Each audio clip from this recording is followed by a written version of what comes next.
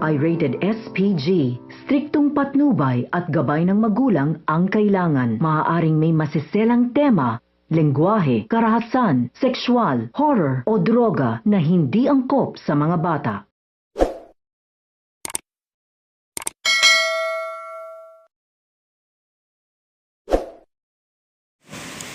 Naguguluhan nga si Vanessa sa sinabi ni Merlin na si Angel ay si Kiara at mapanganib umano siya kaysa kay Angel. Pinatakas ni Merlin si Vanessa at siya ang humarap kay Angel pero sinaktan siya nito at ginapos. Naghukay si Angel at ililibing ng buhay ang kanyang ina. Sumisigaw si Merlin at humihingi ng tulong. May makakapagligtas kaya sa kanya sa mga kamay ni Angel?